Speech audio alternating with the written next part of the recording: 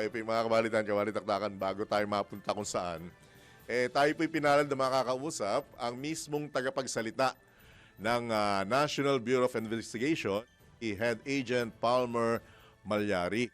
Sir Malyari, good morning po. Johnny Banyas, Drew Nasino, live na po tayo sa DWIC Hello Channel 23. Morning po, sir. Good morning po, sir. Good morning po, Sir John and Sir Drew. Magandang umaga po. Attorney Malyari, maraming salamat po sa pagkakataon. Direct to the point, nakatanungan na po. Ano na po ang update sa sitwasyon ngayon ni Ate Sara Diskaya na we understand ay nasa pangangalaga niyo pa rin po? Attorney. Okay, nasa pangangalaga pa rin po ng NBI si Ms. Kaya Alright. while we are awaiting for the official issuance of the warrants of arrest from the court. So immediately after we receive the warrants, we will be implementing it, serving it kay Ms. Kaya po. Opo. Sinabing under in your custody, may mga bawal po ba, Attorney Malyari? Bawal po ba siya ng cellphone? Well, technically hindi naman po talaga siya pinagbabawalan dahil wala pa nga pong warrant of arrest. So technically wala pong pagbabawal na ganyan. So inaalaw naman po natin at saka tumatanggap po siya ng bisita. Pero preferably, yun lang pong immediate family members at lawyers. Kasi po, siyempre, because this is the NBI, you'd also have to consider the fact that yung safety at security ng building at mga empleyado rin po apart from Diskaya. Kaya, regulate din po namin ito. Bawal ang media, Attorney? Well, technically, hindi rin po bawal, pero nasa may, na kay Ms. Diskaya na po. Saka sa kanyang abogado kung nais po nila magpa-interview. Pero, from the last time we heard, parang wala pong balak muna magpa-interview si Mrs. Kaya. Okay, so naka-scope yung isang malaking himpilan.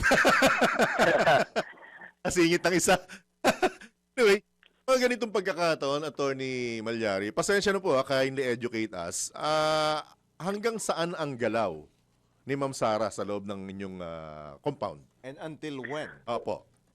Okay, naniniwala kasi kami na the reason why she submitted herself to voluntary custody of the NBI is naniniwala siya na mayroong kapasidad ng NBI na tulungan siya habang hinihintay ang paglabas ng warrant of arrest. So because of that, ang iniisip namin kinakailangan kahit pa paano masunod din ang aming mga panuntunan kung paano siya mananatili sa NBI bagamat wala pang warrant of arrest. So meaning to say, kung hindi pa pwede naman pakalat-kalat, ikot-ikot, o kaya gumamit ng cellphone, tumanggap ng bisita kahit paano.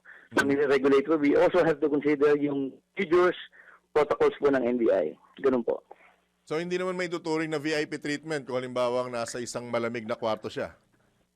Hindi po, actually, ang buong NBI po, compound, is naka-aircon po siya. Kaya wala tayong kwarto dito na hindi air-condition. Although, pagdating po ng hapon, in order to follow yung aming procedures na kinakailangan makapagtipid tayo ng kuryente, pinapatay po ang lahat na ito.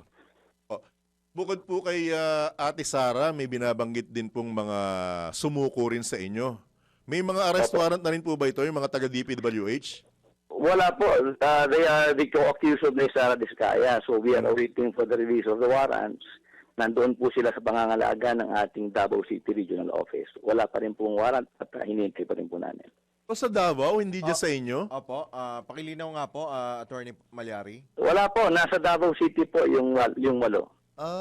Okay. Kaya kasi susunod na itatanong ko kung magkakasama po ba sila sa isang lugar Hindi po. Nasa Davao pala. Alright. Salamat po sa paglilinaw ng Attorney Malyari Alright. So, habang wala ang arrest warrant, mananatili sa inyong custody si Ate Sara, Attorney?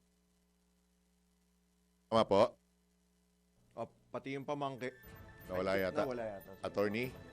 Right. Balikan natin si Attorney Malyari. Pero maganda yun Pasensya na. Yung Kasi, 8. yung palang 8 na sumuko, nasa ano pala siya? Davao. Davao Occidental. Okay. Aha, alright. Pero si Diskaya rin ay nasa dito. Dito. Alam ko nandito. Yun ang malina. Okay naman si Attorney Malyari. May mga Ulitin niya na. yung itanong kasi nawala. Okay. Sige, Balikan na lang natin balikan natin maya-maya. maya lamang si Attorney Palmer Malyari dahil marami tayong pwedeng malaman tungkol sa kanya. Alright. Sige. At sa kaugnay pa rin Ayun po. pala. Ayan Yan na. Ayan na. Okay na. Attorney Malyari, good morning po ulit. Pasensya na, naputol po. Attorney. Good morning po ulit. Morning. Naputol po. Opo, so linawin namin, Go ahead po, sir. si Ate Sara nandiyan sa National Headquarters sa Maynila ng NBI. Tapos yung Yung walo nasa Davao. Sa Pasay City po. Sa Pasay. Pasay City. Sa Opo. Pasay. Alright. Okay. Opo. Dito na po ang opisina ng NBI sa Pasay City po. Alright. Alright. Ay, ang tagal ko na kasi hindi. Sorry, sir. Sorry, sir. Buti pala na-interview ka namin. Attorney, kasama po yung, tama ba, yung pamangkin niya ni Diskaya?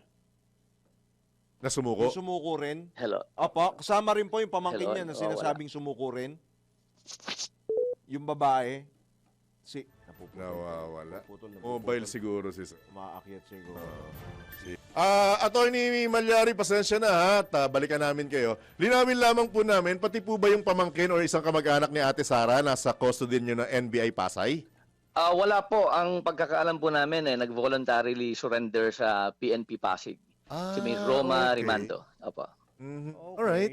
Opo. Pero ito ba ay all accounted na ba lahat ng mga isinasangkot yung mga akusado? O meron pa kayong mga Inaasahang susuko. inaasahang susunod pa na susuko, Attorney Malyari? Well, as far as the NBI is concerned, because we do not have a copy yet of the warrant, we wouldn't know kung sino-sino ang accused that have been issued warrants already by the Regional Trial Court of the Digo City, Davao del Sur, Davao Occidental. So, ang malalaman lang natin na mga pangalan po ay the moment we've already secured copies of the warrant. Pero as far as we're concerned, hindi pa po namin alam. Pero anytime man po, ready ang NBI kung sakaling may mga voluntaryo pa rin sumuko sa inyong tanggapan, Attorney. Yes, I have had times to talk to our regional and district offices, and there was a very strict instruction by our director to be on call even before we received reports about the issuance of the warrants. Naka-ready na. Kaya naman anytime na lumabas po ang warrant, ay naka-ready po ang ating mga operatiba para i-implement po ito. Pagka may arrest warrant na sila, iba ng usapan na yun, detention cell na. Tama po ba, Yes, Attorney? tama po yan. Tama. What Opo. we will do is that we will do the normal procedures of booking and fingerprinting. We will take photographs. Pagkatapos, we will have them examined by our medical legal doctors para malaman natin kung ano ang kanilang health conditions. And eventually, we will have to turn them over to our detention facilities Opo. para makumpleto po ang proseso. Attorney Malyari, aside from Diskaya and dito pa sa 8 DPWH official na nabanggit, kamusta naman po yung inyo pong request na red notice sa Interpol para po kay dating Congressman Zaldico? Ano na pong update doon? We had the chance to follow up last Friday, and from what we verified, nalaman po namin still it's being evaluated by the Notices Diffusion Task Force ng Interpol. Ini-evaluate pa po siya in terms of form and substance. So today we will again task our International Operations Division to make a follow-up para in the event na makakuha kami ng information kung naaprubahan po ito, we will be able to report immediately to our superiors and then inform the public about it. Opo.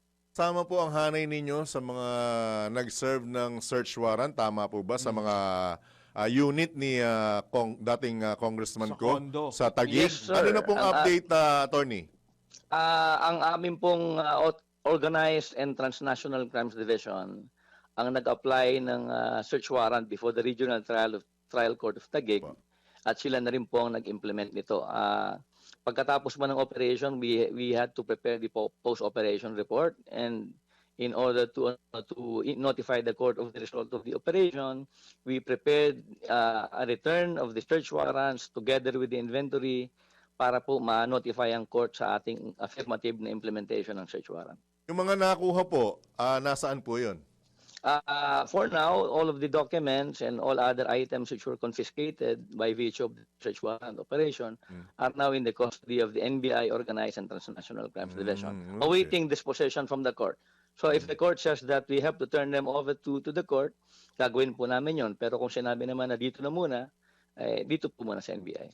Susundan pa ba, Attorney Malyari, kung hindi man makakasira sa operasyon nyo? May mga kasunod pa bang mga pupuntahan? Isa-search? Ay magandang tanong po 'yan. While we want to to give a concrete answer right now, in order that we will not compromise our future efforts, mas maganda po siguro na hindi muna natin ipaalam sa publiko. Alright. Baka meron pa ho kayong mga karagdagang pang panawagan, Attorney Malyari, sa ating pong mga kababayan o kung sino man pong mga Pwedeng makapagturo, makatulong sa inyo. kung nasaan itong mga personalidad po na ito na pinaghahanap po ng batas. Okay, magandang umaga po sa lahat. Nais po namin sanang humingi ng apela sa publiko na in the event that they have information that would lead to the arrest of certain individuals that we're looking for, particularly Mr. Saldico, Congressman Saldico, we would welcome that, we will process it, and eventually, kapag maganda po ang resulta, magpapasalamat po kami sa publiko para mai-extend naman natin ang appreciation sa kanilang tulong na binigay sa NBI. Attorney, last na lang po, pasensya na. May pabuya ba? Alam ko pa wala, pero we will have to verify that. Pag nalaman po natin, we will inform the public about if there's a reward available. Po. At Attorney Malyari, maraming salamat sa pagkakataon and from time to time, maabalahin ka po namin for update. Attorney? Maraming salamat. Salamat po. Po. Pakikamusta na lang po kay bagong NBI Director. Good morning po. Good morning, sir. Good morning Ingat po. po. Good morning Advance po. Merry At good luck. Christmas. Opo. Good luck. Alright, po mga kabalitan, kawalitaktakan, si Attorney Palmer Malyari, ang tagapagsalita po ng National Bureau of Investigation.